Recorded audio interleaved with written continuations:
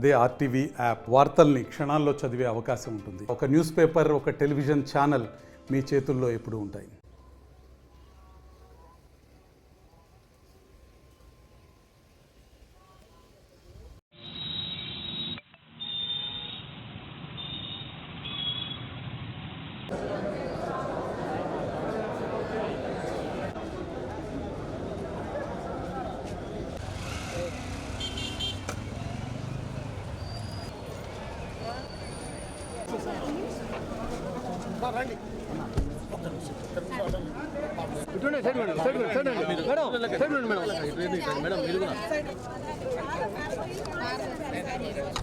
Ongole government general హాస్పిటల్లో కొత్తగా ఒక క్యాత్ ల్యాబ్ని ప్రారంభించడం జరిగింది. అదేవిధంగా ఒక ఇంటెన్సివ్ కార్డియాక్ కేర్ యూనిట్ కూడా ప్రారంభించడం జరిగింది. ఇప్పటిదాకా కార్డియాలజీ డిపార్ట్మెంట్ గత 4 నెలల్లో గతంలో ఎప్పుడు యాంజియోలు కూడా చేసిన నేపథ్యం లేదు. రాష్ట్రంలో కూటమి ప్రభుత్వం వచ్చిన తర్వాత కార్డియాలజీ డిపార్ట్మెంట్ ఒక 51 యాంజియోగ్రాములు చేయడం జరిగింది. ఇవాళ దాదాపు 6.5 కోట్లతో ప్రారంభించబడిన క్యాత్ ల్యాబ్ కారణంగా ఈ కరోనరీ ఇప్పటిదాకా చేస్తున్న యాంజియోగ్రాములకి అదనంగా కరోనరీ యాంజియోప్లాస్టీ కానీ లేదా పెరిఫరల్ యాంజియోప్లాస్టీ కానీ లేదా ఏట్రియల్ సెప్టల్ డిఫెక్ట్స్ని సరిచేసే విధానం కానీ అందుబాటులోకి వస్తుంది. తద్వారా పేదలకి 1.5 లక్షల నుంచి అంటే దాదాపు 2 లక్షల విలువ చేసే సర్జరీలు చేయడానికి, యాంజియోప్లాస్టీ చేయడానికి అవకాశం కలిగింది. అయితే ఈ సందర్భంగా నేను ఈ జీజీహెచ్ ప్రిన్సిపాల్ గారికి, అదేవిధంగా సూపరింటెండెంట్, ప్రధానంగా కార్డియాలజీ డిపార్ట్మెంట్ అసోసియేట్ ప్రొఫెసర్ ఎవరైతే ఉన్నారో కె వెంకటేశ్వరరావు గారిని ప్రత్యేకంగా అభినందిస్తున్నా. ప్రిన్సిపాల్ గారిని వీరందరినీ కూడా అభినందిస్తున్నా. ఎందుకంటే ప్రొఫెసర్ కొరత, అసిస్టెంట్ ప్రొఫెసర్ల కొరత ఉన్నప్పటికీ కూడా కార్డియాలజీ యూనిట్లో 4 ఉండాల్సి ఉంటే కేవలం తను ఒక్కరే ఉంటూ ఇవాళ ఈ కార్డియాలజీ డిపార్ట్మెంట్ని స్ట్రెంథెన్ చేసే దిశగా పనిచేస్తున్నారు. అదేవిధంగా సర్జికల్ ఆంకాలజీ డిపార్ట్మెంట్లో కూడా ఇటీవల మోకాలకు సంబంధించి ట్యూమర్ని తొలగించి ఈ ట్యూమర్ ప్రోస్థెసిస్ చేయడం కానీ లేదా కార్సినోమా థైరాయిడ్ వస్తే వాటిని సరిచేసే ప్రయత్నం కానీ ఇటువంటి అంటే 8 లక్షల నుంచి దాదాపు 12 లక్షలు విలువ చేసే సర్జరీలు ఏవైతే ఉన్నాయో ప్రైవేట్ ఆసుపత్రులు కూడా చేయలేని సర్జరీలని ఇవాళ ఒంగోలు జీజీహెచ్లో చేయడం జరిగింది. ఆ సందర్భంగా నేను ప్రిన్సిపాల్ని, సూపరింటెండెంట్ని, డాక్టర్లను, దీనిలో పాల్గొన్న డాక్టర్లందరినీ కూడా అభినందిస్తున్నా. సపోర్టింగ్గా ఉంటున్న ఇతర ఆర్థోపెడిక్ కానీ లేదా అనెస్థీషియా డిపార్ట్మెంట్ కానీ లేదా జనరల్ మెడిసిన్ కానీ లేదా రేడియాలజీ డిపార్ట్మెంట్లో ఉంటున్న టీంని కూడా నేను అభినందిస్తున్నా. మిత్రులారా, ఇవాళ జీజీహెచ్లో చాలా అనుభవం కలిగిన డాక్టర్లు ఉన్నారు, చాలా మంచి సర్జరీలు చేయగలిగిన డాక్టర్లు ఉన్నారు. అయితే ఇబ్బంది ఏమిటంటే మంచి బిల్డింగ్ ఉన్నప్పటికీ, భవనం ఉన్నప్పటికీ సిబ్బంది కొరత చాలా తీవ్రంగా ఉంది. 0 వేకెన్సీ పాలసీ పేరుతో ఆర్భాట ప్రకటనలు చేసిన గత ప్రభుత్వం దీనికి సమాధానం చెప్పాల్సి ఉంది. ఎందుకంటే 15 నెలలుగా మేము సమీక్షలు నిర్వహిస్తుంటే ఎక్కడ చూసినా కొరతలు ఉన్నాయి. ఉదాహరణకి అదే పత్రికల్లో మళ్ళీ రాస్తుంటాను నేనే, రాజకీయాలు కానీ ఉన్న పరిస్థితిని, వాస్తవాల్ని ప్రజల ముందు పెట్టాల్సిన అవసరం ఉంది. అది చేయకుండా ప్రజల్ని మభ్యపెట్టేలాగా అసత్య ప్రచారాలు చేయడం మంచిది కాదు. ఉదాహరణకి ఇక్కడ 31 మంది ప్రొఫెసర్లు ఉండాల్సి వస్తే కేవలం 14 మంది మాత్రమే ఉన్నారు, 17 ఖాళీలు ఉన్నాయి. 46 అసోసియేట్ ప్రొఫెసర్లు అయితే 6 దాకా ఖాళీలు ఉన్నాయి. 128 అసిస్టెంట్ ప్రొఫెసర్లు ఉండాల్సి వస్తే ఇవాళ అక్కడ 43 ఖాళీలు ఉన్నాయి. 56 ట్యూటర్లు ఉండాల్సి వస్తే 51 ఖాళీలు ఉన్నాయి.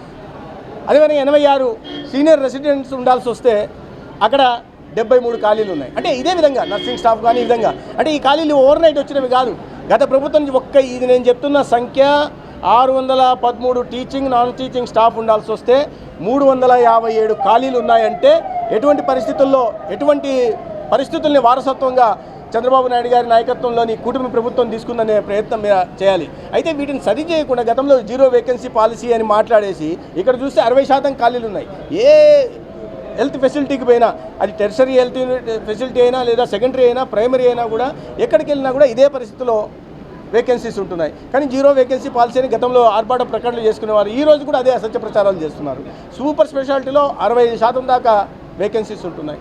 ఈ నేపథ్యంలో వీటిని అన్నీ సరిచేయడం, ఇన్ఫ్రాస్ట్రక్చర్ కొరతలను తీర్చడం, అదేవిధంగా ప్రధానంగా హెచ్ఆర్ కొరతలను తీర్చగలిగితే అద్భుతాలు, ప్రభుత్వ రంగంలో వైద్యులు కూడా అద్భుతాలు సృష్టించగలరనే విషయాన్ని ఇటీవల గుంటూరులో చేస్తున్న ట్రాన్స్ప్లాంటేషన్ 108 ట్రాన్స్ప్లాంటేషన్ ఓపెన్ హార్ట్ సర్జరీలు కానీ 3 హార్ట్ ట్రాన్స్ప్లాంటేషన్ జరిగారు. ఇటీవల విమ్స్లో లివర్ ట్రాన్స్ప్లాంటేషన్ కూడా జరిగింది. అంటే ప్రజలకి, ముఖ్యంగా పేదలకి, అనారోగ్యంతో బాధపడుతున్న వారికి ప్రభుత్వ రంగ వ్యవస్థల పట్ల విశ్వాసం పెంచగలిగిన ఈ సమర్థత కలిగిన డాక్టర్లు కూడా ప్రభుత్వ రంగంలో ఉన్నారు.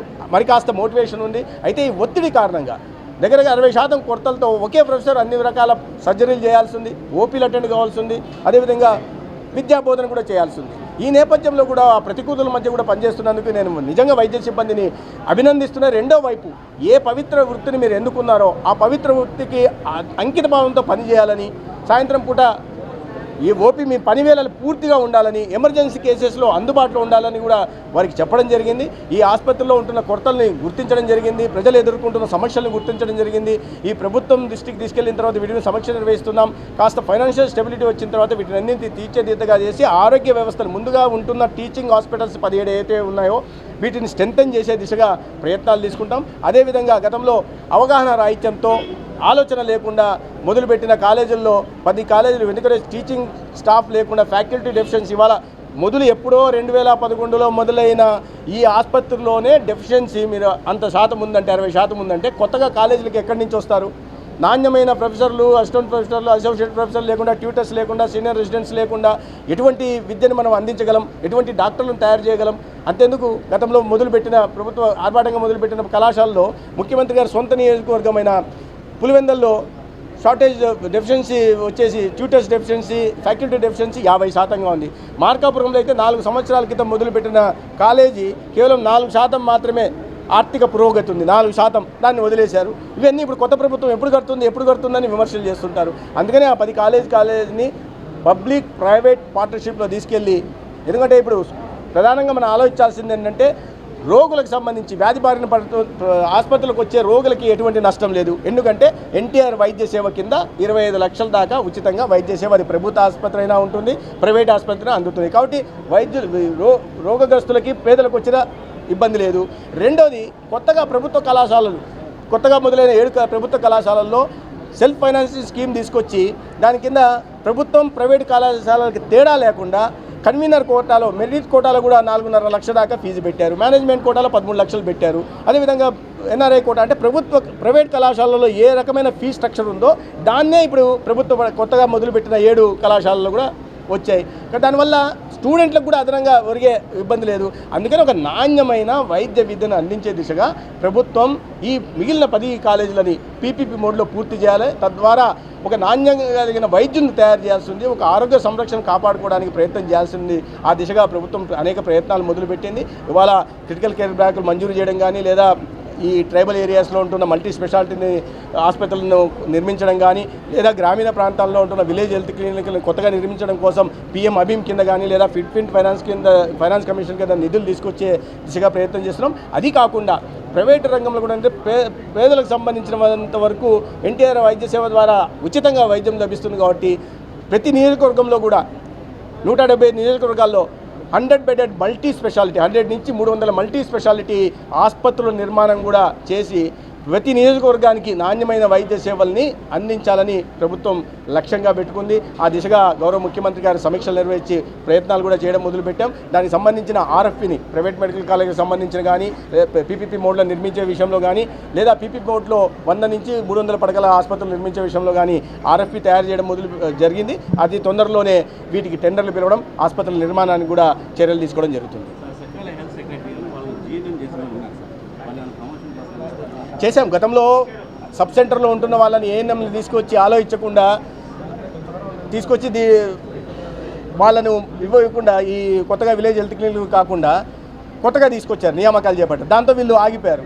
ఈ ఏఎన్ఎంలో మళ్ళీ JNM ట్రైనింగ్ ఇచ్చారు. వాళ్ళలో చాలామందికి మన 2000 పైగా ప్రమోషన్లు ఇచ్చాం. ఇంకా సెకండ్ GMలో ఉంటున్న వాళ్ళ దీన్ని కూడా పరిశీలిస్తున్నాం. ఒక్కొక్కటి చేసుకుంటున్నాం. 43,000 మంది ఆశా వర్కర్లకి గతంలో వాళ్ళకి గ్రాట్యుటీ లేదు, వన్ టైం గ్రాట్యుటీ ఇస్తున్నాం. రిటైర్మెంట్ ఏజ్ చాలా కాలంగా వాళ్ళు డిమాండ్ చేస్తున్నారు. ఈ ప్రభుత్వం వస్తూనే గౌరవ ముఖ్యమంత్రి గారి ఆదేశాల మేరకు ఆ రిటైర్మెంట్ ఏజ్ని 60 నుంచి 62 చేశాం. అదేవిధంగా గతంలో వాళ్ళకి మెటర్నిటీ లీవ్లు కూడా ఉండేవి కాదు. గర్భం దాలిస్తే మెటర్నిటీ లీవ్ ఉండే పరిస్థితి ఉంది. దానికి 2 మెటర్నిటీ లీవ్లు కూడా ఇచ్చే ప్రయత్నం చేశాం. అదేవిధంగా ఏఎన్ఎం దగ్గర నుంచి నర్సింగ్ స్టాఫ్ దగ్గర నుంచి ఉంటున్న ఇబ్బందుల్ని, వారి సమస్యల్ని, అనేక రకాల సమస్యలు ఉన్నాయి, వాటిని అన్ని తీర్చే దిశగా ప్రయత్నం చేసి ఆయుష్ కూడా స్ట్రెంథన్ చేస్తున్నాం. అదేవిధంగా డ్రగ్ డిపార్ట్మెంట్ని కానీ, డ్రగ్ అథారిటీ, కంట్రోల్ అథారిటీని కానీ, పర్టికులర్గా ప్రివెంటివ్ మెడిసిన్ మీద కూడా ప్రత్యేకంగా దృష్టి పెట్టి ఆ స్ట్రెంథన్ చేసి నివారణ చర్యలు చేపట్టే దిశగా, అంటే ప్రజలు ఎక్కువ ఆ రోగాలు బారిన పడకముందే వారిని గుర్తించి వారికి తగిన మొదటి స్థాయిలో దీంట్లో ఉంటే, స్టేజెస్లో ఉంటే వాటిని గుర్తించి చికిత్స అందించే దిశగా కూడా ప్రయత్నాలు మొదలుపెట్టాం. దాంట్లో భాగంగానే NCD 3.0లో హైపర్ టెన్షన్ ఎంతమందికి, డయాబెటీస్ ఎంతమందికి ఉంది, అదేవిధంగా క్యాన్సర్ కూడా 4,10,00,000 మందికి ఉచితంగా క్యాన్సర్ పరీక్షలు నిర్వహిస్తున్నాం. ఇప్పటిదాకా 2,20,00,000 మందికి నిర్వహించడం జరిగింది. దాంట్లో ఎవరైతే అనుమానిత కేసులు ఉన్నాయో, అనుమానిత కేసుల్ని ఈ ఒంగోలు లాంటి టెర్షరీ సెంటర్స్లో ప్రివెంటివ్ ఆంకాలజీ యూనిట్లని మొదలుపెట్టి ఆ అనుమానిత కేసులు అక్కడ పెడితే పాజిటివ్ కేసెస్ దాంట్లో కూడా 10 దాకా వస్తున్నాయి. క్యాన్సర్ అనేది ఒక మహమ్మారి పెరుగుతూ ఉంది. 22 సంవత్సరంలో 75,000 మంది, 73,000 మంది క్యాన్సర్ బారిన పడితే 41,000 మంది చనిపోయారు. ప్రపంచవ్యాప్తంగా ఇదే పరిస్థితి ఉంది. 17% క్యాన్సర్ బారిన పడుతున్నారని లెక్కలు చెప్తున్నాయి. ఈ రాష్ట్రంలో వీటిని ముందుగా గుర్తించి నివారణ తీసుకోవడం, లేదా ప్రాథమిక దశలను గుర్తించి వాటికి సరైన చికిత్స అందించి ప్రాణాలను కాపాడి ఆ కుటుంబం ఆర్థికంగా చితికిపోకుండా కాపాడే ప్రయత్నం కూటమి నాయకత్వం చేస్తూ ఉంది. దాంట్లో ముఖ్యమంత్రి చంద్రబాబు నాయుడు గారు పదే సమీక్షలు నిర్వహించి ఆ దిశగా మమ్మల్ని నడిపించే ప్రయత్నం చేస్తున్నారు. మరిన్ని వీడియోస్ కోసం ఛానల్ ని సబ్స్క్రైబ్ చేయండి. లేటెస్ట్ అప్డేట్స్ కోసం వాట్సాప్ ఛానల్ ని ఫాలో అవ్వండి. ఆ లింక్ డిస్క్రిప్షన్ లో ఉంది.